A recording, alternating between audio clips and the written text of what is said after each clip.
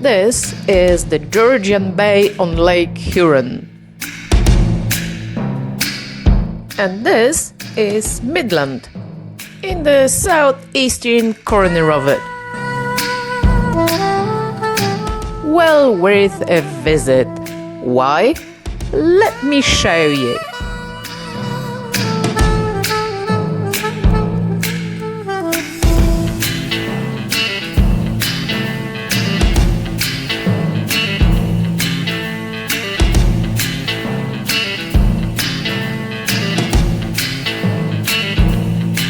Midland is 2 hours north of Toronto, which in Canada is just round the corner. Witness the Sunday afternoon home return traffic. And if a little quiet after the excitement of big town Aurelia, very pretty in the summer. It has a lovely renovated main street, the King Street, tons of street art, especially in the form of murals. North of Toronto likes murals, we found. Well, competition's out there, but only in Midland will you see North America's largest historically themed one. This here, remember it. We'll get to this story in a few minutes. Walks for the walkers, extremely well-equipped bike repair stations for the bikers. Little gadgets you need to fix your bike. So that's like the tool that you carry in the pouch. Yeah. And then on this side is actually a bike holder, so you don't have to bend down and pick up. That's actually a really good one. Also having foot pump for the Not to mention a specialist catnip shop. I kid you not. Cannabis shops are to a penny in Canada, but this I've never seen before. Me, wow! I bring to you my backpack. You do. Most buildings in the town center are at least 100 years old, and if the majority aren't exactly world-class architecture, there are a few jewels, such as this, the former Federal Building, Post Office and Customs House, now the Public Library. And if it looks to you like the ground floor of the state capitol in Albany, New York, you're good, because both were designed by Thomas Fuller. This one, after the state of New York fired him for cost and time overruns on the Albany project, and he returned to the British fold in Canada.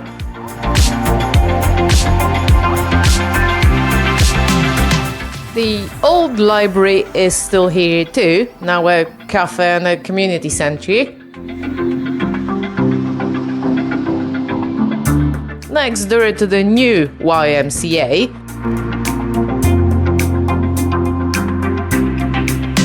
a little overgrown over the course of the century. The old YMCA was here. My favorite is this one. Originally a bank, but around the year 1900, the largest department store north of Toronto. That's Toronto for you Canadians. The top floor collapsed at some point, but the rest is still standing, including some beautiful detail.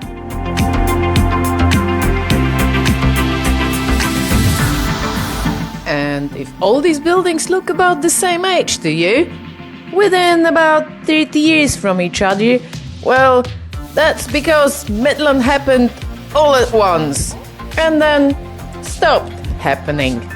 How so? Well, other than natural beauty, there wasn't much here until 1870, the height of railway fever in Ontario. At which point, a group of businessmen from Port Hope realized that rather than compete for the already oversaturated market between Toronto, Ottawa and Montreal, you could cut Midland to Georgian Bay and tap into the massive emerging market in the West. And it worked, for Midland, at least, that went from nothing to 4,000 people in just 20 years. The railway company itself struggled, periodically bankrupt and taken over, but the combination of rails and water was unbeatable. The railway opened in 1879, the first grain elevator followed 2 years later. Industry wasn't far behind, and so this port, quiet, green and peaceful today, was soon one smoking, busy inferno. There aren't many roads northwest of here even today. There certainly were very few up until 1950s. So everything and everyone went by water.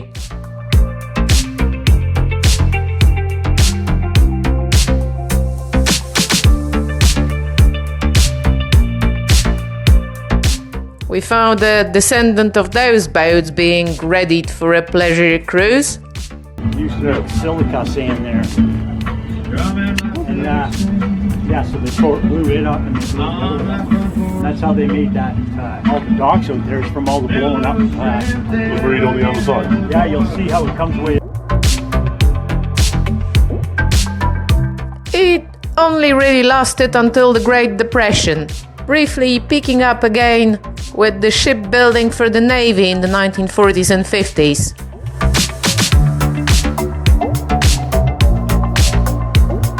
Here's a picture of a 1942 picture of the shipyard, and here is the very same frame today.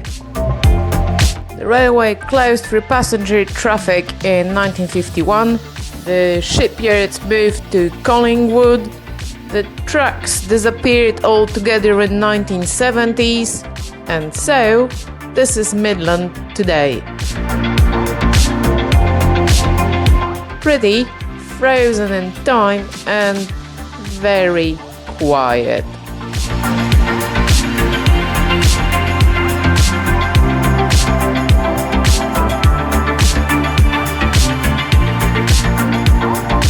And that's all very well, but not why we're here. Remember that mega mural? That's why we're here. Sainte Marie auprès des Hurons, Sainte Mary among the Hurons. A living, breathing, reconstructed Jesuit mission from the mid-1600s.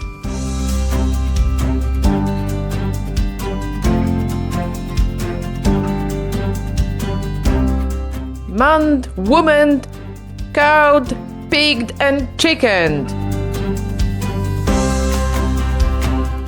Impressive landings. I haven't seen any eggs in there at all, and we do have about 3 hens. We're looking to rehome the hens though. As the roosters get older, they'll start to get more territorial over them. And unlike the humans, who are very nice but modern substitutes, the animals are actually of the breeds that were likely to be here in 1635. Do take the full tour.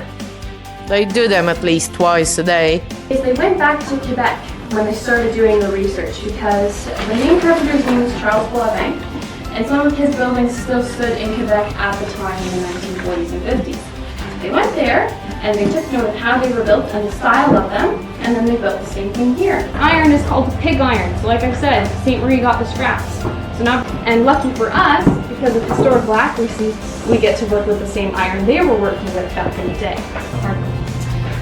Second main thing, you could have a fireplace, but only if it was in the basement, and only if it was somewhere that was hidden where the warmth wouldn't really reach you anyways.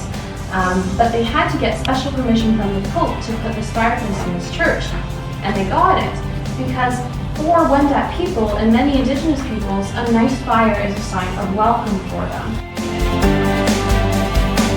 All this was the work of 2 men, Jérôme Lalande and Jean de Brebeuf. Brebeuf being the one I like. I have a weakness for people who just won't give up. You see, Brebeuf was sickly and not the sharpest tool in the box, which I suppose is why he ended up in the colony that nobody in France cared about. He took twice as long as anybody else to get through school, and so arrived in Quebec in 1625 at the ripe age of 28. He did have a talent for languages, so we owe him the first French to native dictionary and the general guidance of the do's and don'ts of a Jesuit missionary, most of which are good advice for life. Such as, if there's plenty more of them than there is of you, be nice and don't make yourself a nuisance. Or, don't start anything unless you're committed to it. I.e., do not paddle unless you're happy to always paddle. Well, commitment wasn't something Brebeuf lacked. At first, he worked near Quebec, even camping through the winter to stay close to his prospective converts. Now you go and try it in Quebec, but had little success. So in 1639, together with Lalande, he arrived here, and Sainte-Marie, one of 3 foreign French outposts, was founded. It was never plain sailing. Materials and people were both in short supply. The Hurons that went out were very much interested in French technology and not really in French religion.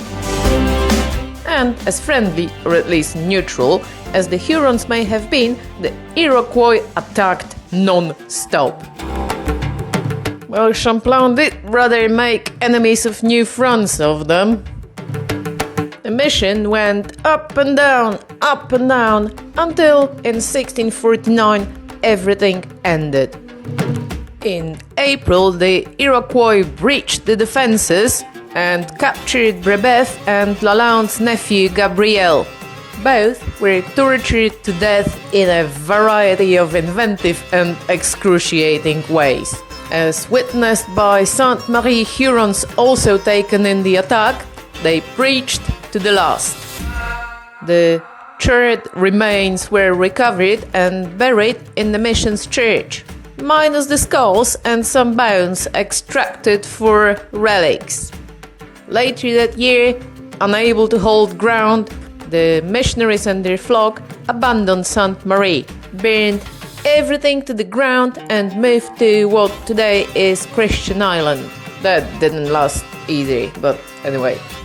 275 years later, this sanctuary, on top of the hill above Sainte-Marie and Midland, replaced a small votive chapel in Wabashin, and very soon after that, in 1930, Jean de Brebeuf and Gabriel Lalande became a quarter of the Holy Canadian Martyrs, the patrons of Canada in the Roman Catholic Church. And so, here it is. Half the skull of Saint Jean de Brebeuf in Midland, Ontario. I always thought these patrons are supposed to embody the country's ideals and aspirations, like St. George of England, the valiant knight, or the jolly clever St. Patrick. So here, I'm a bit lost. Is it to say that best that Canada can hope for is lifelong struggle followed by the ultimate and very painful failure? I think I'm gonna have to leave you with this while I go pray for guidance. More on Midland and Sainte-Marie on the blog at some point, because life's happening right now. And I'll see you in the next episode.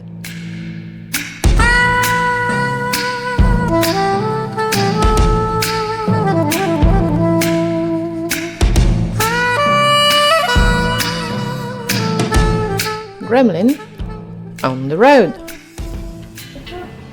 Yeah, and good bookshelf. That's more than I can say about our place. That's a bit creaky. Don't break it. Oops, the bag died. And? It's actually quite nice. Yeah.